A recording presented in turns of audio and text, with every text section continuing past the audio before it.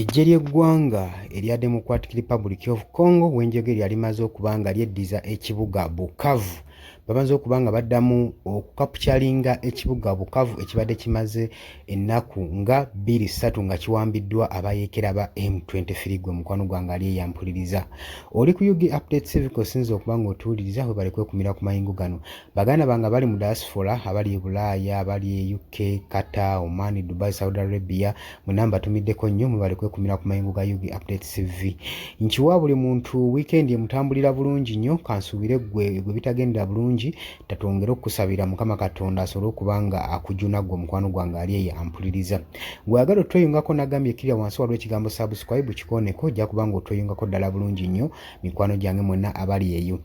Kakati oluvannyuma lw'okulabibwako abayeekera ba M23 nga basiizinze fire nga bali tweetinze nga babambuse nga balekulidde ekibuga Bukavu. Eggye lya ggwanga erya Democratic Republic of Congo lirabiddwako ku streets z'ekibuga Bukavu nga bagezaako okuba nga bakapityalinga ekibuga kino bupya nga bakyeddiza mu mikono gyabwe gwe mukwano gwange ampuliriza. Oluvannyuma lwa President Emmanuel we France okwogera ne pulezidenti w'eggwanga erya Democratic Republic of Congo amanyikiddwa nga Felix Tshisekedi bayogeddemu kawo ne bakolako reforms measures ze bateekinze mu nkola omwabadde nti nno abayeekera ba M23 balina okusizinga fire mu Bunnambiro. Bagamba side zombi eza Democratic Republic of Congo saako n'abayeekera balina okukkiriza measures ne bazirespectinga ne baziwa ekitiibwa era abayeekera bano balabiddwako ku makya nga ku streets z'ekibuga Bukavu nga bamwamuka nga bakwatamu obwabwe nga bakirekulira ggwe. Tewabaddewo mundu n'emu yavuze wabula amagye g'eggwanga erya Democratic Republic of Congo galabiddwako ne reinforcement ey'amaanyi nga gagenda we gakuba amasasi mu bbanga nga we gagenzaako okuba nga galaga nti ekibuga bagezaako okuba nga bakyeddiza gwe mukwano gwange. Tewaliwo okulwanagana kugenda mu maaso okusinziira ku lipooti ekoleddwa ku satellite ez'abannaffe ab'ebunaaya wabula balaga nti nno ekibuga kigenda mu maaso n'okuba nga abatuuze bakomawo nga baluutinga buli kimu ekigenda mu maaso nga n'amasasi we gavuga mu bbanga okulaga control y'ekibuga nti amagye g'eggwanga erya Democratic Republic of Congo gakomyewo okuba nga geddiza ekibuga Bukavu. Ekitannategeerekeka nti ze airport okubanga nayo yamaze dda okuba nga eddibwa mu mikono gy'Abaganda baffe bano ab'eggwanga erya Congo naye nga yeebadde ekyawambiddwa n'abayeekera ba M23 gwe mukwano gwange ali eyo ampuliriza. Amasasi gagenda mu maaso n'okuvuga, abatuuze bagenda mu maaso n'okuluutinga ebintu mu kibuga Bukavu olw'ensonga nti nno kati abayeekera baawamba kwajjako gavumenti empya era waliwo okulootinga kati ne babadde bagenda kitegeeza era gavumenti eri mu kuddamu kwezza buyinza wabeerawo okulootinga esuubirwa ebintu okwonoonebwa ng'abantu bakomawo. Jjukira ababadde abali mu buwaŋŋanguse be bangi.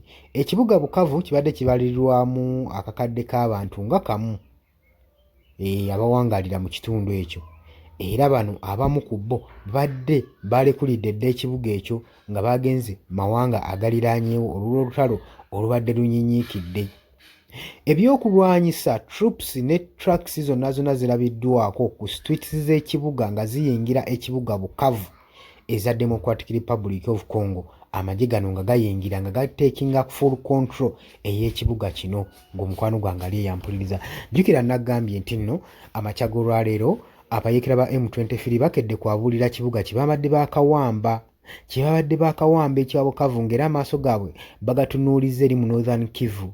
Kiteebereza nti nno amagye gano nga gakawamba amagye g'eggwanga erya Burundi n'ebyokulwanyisa byago basiizinze fire era ne balitreatinga ne badda ewaabwe ku butaka oluvannyuma lw'ekibuga Bukavu okuba nga kibadde kiwambiddwa n'abayeekera ba M23 era nga n'ekisaawe kiwambiddwa nga kisaliddwako abayeekera ba M23 nga tewali nnyonyi ekkirizibwa kubuuka wadde okugwa.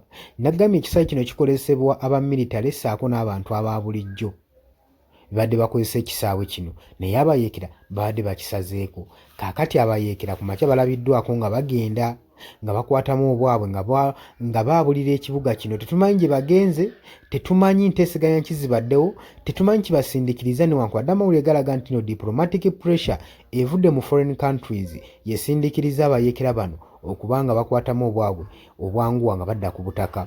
Nagambye nti n'enteeseganya ezibaddeyo mu masekkati ga Kisekedi ssaako ne Emmanuel ow'e France. Reforms measures yakoze President we France mwe mwabadde n'ezitwaliramu President w'e Rwanda Paul Kagame okubanga bakimanyi bulungi nti yabaakinga abayeekera bano aba M23 movement, era ne bamugamba nti no naye ayina okutekinga measures zino n'aprotectinga n'ateekawo security okuprotectinga amagye okusobola okulaba nga gayingira eggwanga erya ekibuga kino ekya Bukavu baddemu okubanga bakyeza ssaako n'okuwa protection ba civilian okudda ku butaka okwabo kuyingira ekibuga kino. Okwo nno kwe kussa n'okuba nti abayeekera bano bombiriri bassaamu ekitiibwa mu measurements zino okusizinga fire obutaddamu kubanga mundu egenda mu maaso n'okubanga evugira mu kibuga ekya Bukavu. Zino measures ne Kagame yazifunyeeko, era bonna tugambe nti nno olw'okubanga abayeekera bano abagambibwa nti nno babaakingibwa n'eggwanga lino erya Rwanda erya Paul Kagame bwe baba nga basazeewo okusizinga fire ne baretreatinga, kitegeeza nti nno bano bombi barespectinze measures nezaaweereddwa omukulembeze we France gwe bayita Emmanuel gwe mukwano gwange ali eyampuliriza.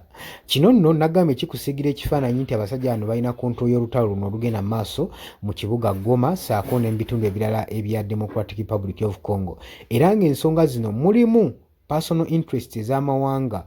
Olutalo luno lulina bye bigasa bangi nnyo gwe ky'oba omanya. So kitegeeza ki?